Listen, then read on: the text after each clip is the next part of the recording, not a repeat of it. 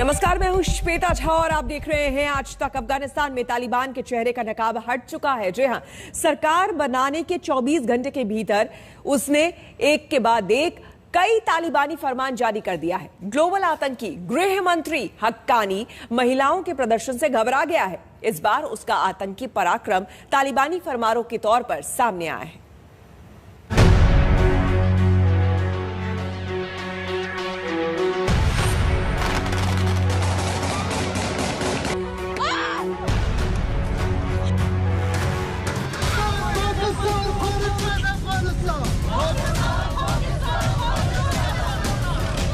ये सजाए तालिबान है,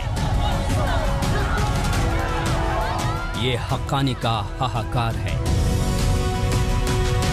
ये ग्लोबल आतंकी का अत्याचार है। वो आतंकी जिसे अमेरिका $1 करोड़ का इनाम लिए ढूंढ रहा था, अब अफगानिस्तान का गृह मंत्री बन बैठा है। उसी के इशारों पर महिलाओं की बोली को गोली से दबाने की कोशिश की जा रही है।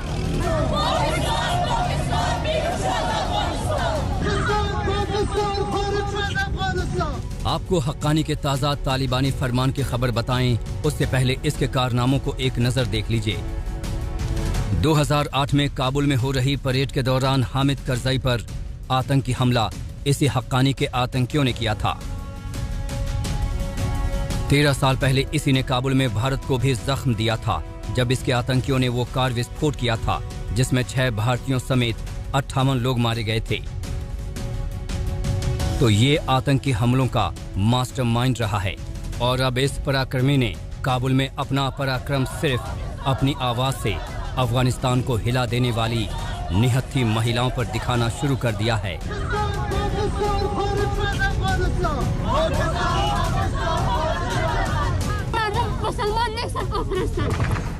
सबसे पहले इसी के इशारे पर काबुल में पाकिस्तानी दूतावास पर प्रदर्शन कर रही महिलाओं पर हवाई फायरिंग करवाई गई।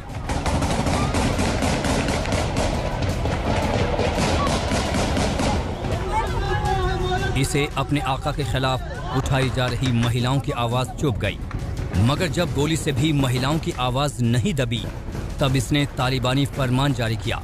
मोस्ट वांटेड हक्कानी के हुक्म पर तालिबानी सरकार के गृह मंत्रालय ने प्रदर्शनों का गला घोंटने वाला नियम तय कर दिया। किसी भी प्रदर्शन से पहले न्याय मंत्रालय से इजाजत लेनी होगी। प्रदर्शन का मकसद क्या है और प्रदर्शन के दौरान क्या नारे लगाए जाएंगे, इसकी भी मंजूरी लेनी होगी। प्रदर्शन कहां होगा, किस वक्त होगा, जैसी सभी जानकारियां सुरक्षा एजेंसियों को बतानी होगी। प्रदर्शन के बारे में कम से कम 24 घंटे पहले सुरक्षा एजेंसियों को जानकारी देनी होगी। इन नियमों का उल्लंघन करने पर कानूनी कार्रवाई की जाएगी। दरअसल पूरे अफगानिस्तान में पाबंदियों के बावजूद महिलाएं सड़कों पर बेखौफ होकर निकल रही हैं। वो सिर्फ महिलाओं पर लगाई जा रही तालिबानी पाबंदियों के खिलाफ अपनी आवाज बुलंद कर रही हैं। इन प्रदर्शनों से तालिबान बौखला गया। उसने इन प्रदर्शनों की कवरेज करने वाले पत्रकारों की पिटाई भी की। तालिबानी बंदूकधारियों ने कई पत्रकारों के कैमरे छीन लिए और उन्हें धमकी दी कि प्रदर्शन की खबर दिखाई तो खैर नहीं, क्योंकि उनके कानूनी किताब में ये सब अब गैर कानूनी हो चुका है। कभी इस्लामिक कानून तो कभी इस्लामिक मूल्यों की रट लगाकर वो महिलाओं और मीडिया की आवाज को बंद कर रहा है। जुमा 2 रोज भी नहीं हुए हैं सरकार बने और अभी से ही तालिबान का असली चेहरा पूरी दुनिया के सामने आ गया है। आज तक ब्यूरो। उधर तालिबानी कहते हैं कि बिना पढ़े ही बनोगे महान। जी हां, ऐसे महान सोच वाले तालिबानी राज में काबुल की एक यूनिवर्सिटी आज भी आजादी में जी रही है। यहां अब भी लड़कियां बिना हिजाब के पढ़ रही हैं और पुरुष प्रोफेसर उन्हें पढ़ा रहे हैं, मगर ये आजादी महज कुछ दिनों की बात है।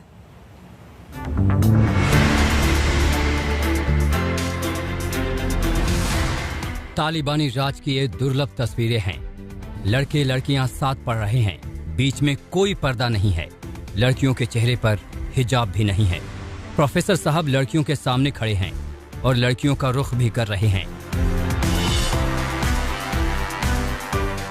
ये काबुल की बायन यूनिवर्सिटी की 8 सितंबर की तस्वीरें हैं, मगर इन तस्वीरों को देखकर तालिबानियों से ज्यादा उम्मीद पालने की जरूरत नहीं। हम इस वजह से इन तस्वीरों को दुर्लभ कह रहे हैं क्योंकि अगला बुधवार आते ही ये तस्वीरें कट्टर तालिबानी हुक्म की तामील में इतिहास के पन्नों में दफन हो जाएंगी। बुधवार से यहां महिलाओं की आजादी छिन जाएगी। ज़हीनता पर तालिबानी जहालत सवार हो जाएगी। इस नीति के तहत लड़कों और लड़कियों को अलग कर दिया जाएगा और मुमकिन है कि वो क्लास में अलग समय पर आएं। हमारी क्लास आधिकारिक तौर पर अगले बुधवार से शुरू होगी। नई पाबंदियों के बाद वो हमें पिछले दशकों में ले जाना चाहते हैं, क्योंकि उन्होंने ऐसी कई पाबंदियां लगाई हैं जो सिर्फ लड़कियों पर लागू होती हैं। ये बयान तालिबानियों के लिए बद्दुआ से कम नहीं, मगर करें भी तो क्या, क्योंकि अमेरिका इन्हें आतंकियों और वहशियों के हाथ सौंप गया है और अब काबुल में उन्हीं की सरकार है और उनके तालिबानी हुक्म को मानना इनकी मजबूरी है।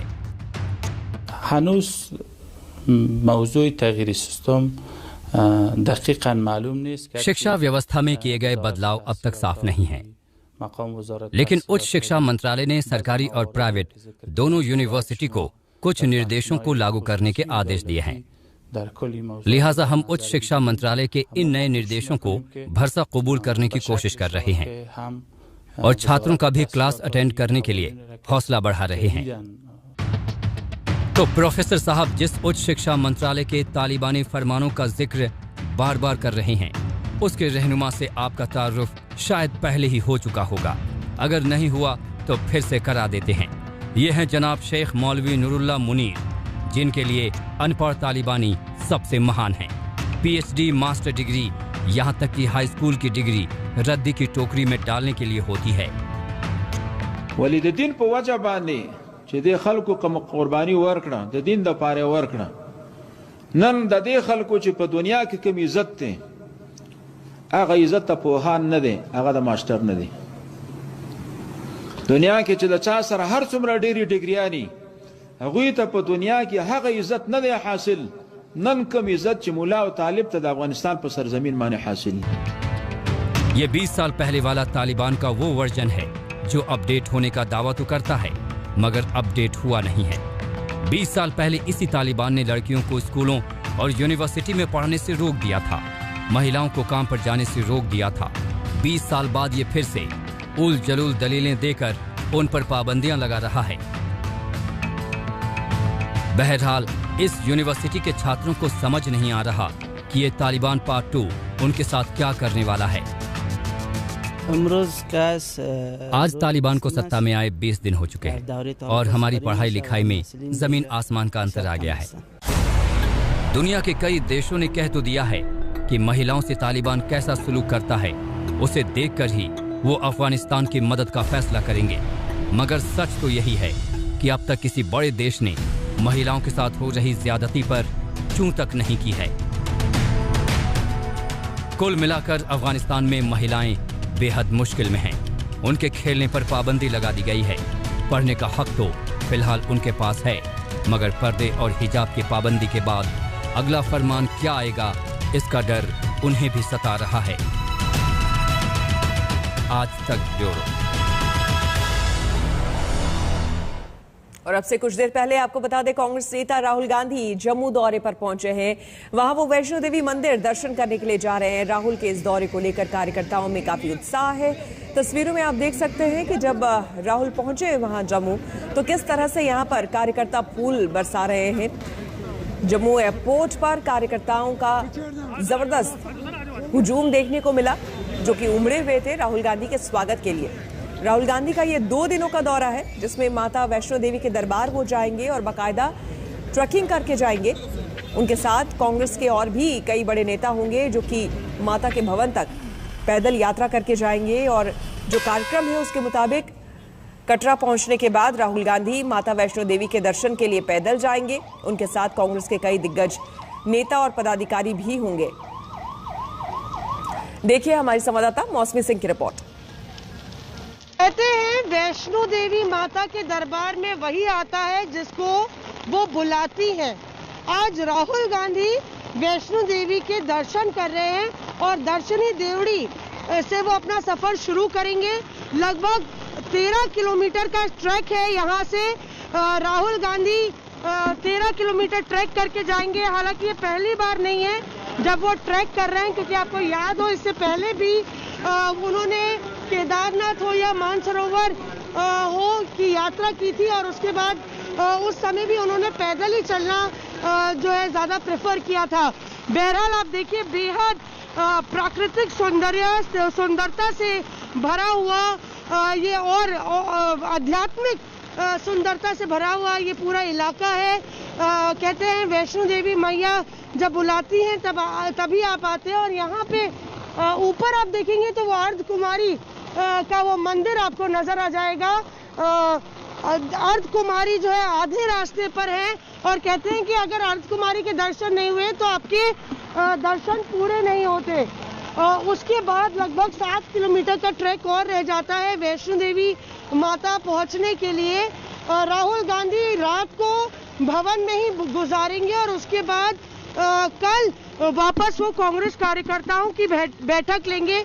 हालांकि कहा जा रहा है कि राहुल गांधी का ये दौरा आध्यात्मिक है और इसमें कोई सियासत नहीं है, पर दोनों तरफ से जमकर इस मसले पर सियासत शुरू हो गई है। पुलिस प्रशासन की भी काफी भारी बंदोबस्त है और पूरे रास्ते में हम लोग को भवन के रास्ते में ये काफी चेकिंग का सामना करना पड़ा। रुक करेंगे अगली खबर का, और अब बात करनाल में चल रहे किसानों के धरने की। आपको बता दें कि करनाल जिला प्रशासन और किसानों के बीच कल दूसरे दौर की बातचीत भी नाकाम हो गई। किसानों का कहना है कि जब तक लाठीचार्ज के आरोपी अफसर पर हत्या का केस दर्ज नहीं होता और उन्हें नौकरी से बर्खास्तगी नहीं की जाती, तब तक धरना जारी रहेगा।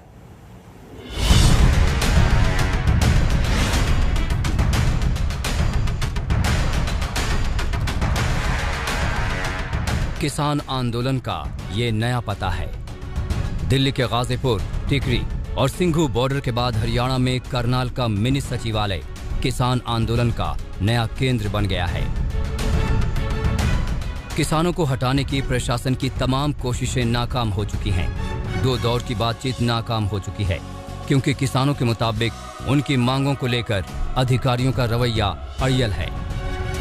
हमें बहुत अफसोस के साथ कहना पड़ रहा है कि करनाल प्रशासन के जरिए हरियाणा सरकार से हमारी दूसरे दिन की हुई बातचीत भी पूरी तरह से असफल रही है, क्योंकि सरकार की तरफ से जो अड़ियल रवैया था, जो असंवेदनशीलता थी, उसमें रत्ती भर भी परिवर्तन आज नहीं आया। अधिकारी पूर्ण रूप से उस अधिकारी को बचाने का पक्षधर कर रहे हैं, उस पर मुकदमा लिखने को तैयार नहीं है, उसको सस्पेंड करने के लिए तैयार नहीं है।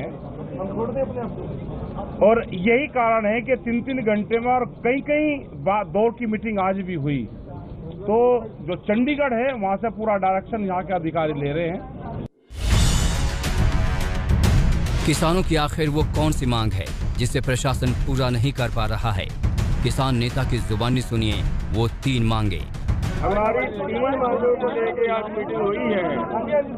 एक मांग थी हमारी कि दोषी अधिकारियों पे मुकदमा दर्ज हो, और दूसरी मांग थी हमारी कि टूटी हुई गाड़ियों का, फटे हुए सिरों का और जो डेथ हो गई है उसका मुआवजा मिले, और तीसरी मांग थी कि जिस भाई की डेथ हुई है उसके एक परिवार के एक मेंबर को नौकरी। 28 अगस्त को करनाल में किसानों पर लाठीचार्ज हुआ था। किसानों के मुताबिक लाठीचार्ज तत्कालीन एसडीएम आयुष सिन्हा के इशारे पर हुआ था। लाठीचार्ज को लेकर सिन्हा का एक वीडियो भी वायरल हुआ था। यही वीडियो अब हरियाणा सरकार और करनाल प्रशासन के लिए मुसीबत बना हुआ है। चंद्र प्रकाश और मौसमी सिंह के साथ मंजीत सहगल, करनाल आज तक। तो आपको बता दें कि पिछले 3 दिनों से करनाल में किसान जो हैं वो धरना प्रदर्शन कर रहे हैं, और आज तीसरे दिन यानी कि किसान नेताओं का क्या कहना है इस पर आपको सुनाते हैं। वही होगी जो सिंघू बॉर्डर पे हुई है। इतनी आसानी से शायद ये मानने वाले नहीं हैं, लेकिन उठने वाले तो हम भी नहीं हैं। अब ये कब मानेंगे कब नहीं मानेंगे पता नहीं है, लेकिन जब तक नहीं मानेंगे तब तक हमारी लड़ाई जारी रहेगी। और अब खबर आपको हम झारखंड की खबर बताते हैं। झारखंड का जहां कल लाठीचार्ज पर सियासी पारा चढ़ गया। रांची की खबर है, राजधानी रांची के लाठीचार्ज के खिलाफ बीजेपी नेता राज्यपाल को ज्ञापन सौंपने पहुंचे। विधानसभा में नमाज रूम के खिलाफ कल बीजेपी कार्यकर्ताओं ने प्रदर्शन किया था। प्रदर्शनकारियों के विधानसभा जाने से रोकने के लिए पुलिस ने सख्ती भी दिखाई थी। बैरिकेडिंग तोड़ने की कोशिश करने वालों पर पानी की बौछार की गई। ये देखिए किस तरह से लाठी डंडों से कार्यकर्ताओं को पीटा जा रहा है, इन पर लाठियां बरसाई जा रही है। दरअसल विधानसभा में ये नोटिफिकेशन जारी किया गया कि विधानसभा में एक कमरा दिया जाएगा नमाज पढ़ने के लिए। इसी बात को लेकर सारा बवाल जो है वो खड़ा हो गया, जिसके बाद बीजेपी के कार्यकर्ता जो हैं उनका साफ तौर पर कहना था कि अगर नमाज पढ़ने के लिए एक कमरा दिया जा रहा है तो फिर पूजा पाठ के लिए भी दूसरा एक कमरा दिया जाए। इसी को लेकर हंगामा हुआ है और देखिए उसके बाद की तस्वीरें किस तरह से यहाँ पर ज्ञापन सौंपने के लिए जब ये कार्यकर्ता यहाँ पहुंचे तो लाठीचार्ज इन पर किया गया। ये लाठीचार्ज की तस्वीरें आपको हम दिखा रहे हैं क्योंकि बैरिकेडिंग तोड़कर ये आगे निकल रहे थे। झारखंड की राजधानी रांची से ये तस्वीरें सामने आई हैं। राज्यपाल को ज्ञापन सौंपना चाह रहे थे विधानसभा में।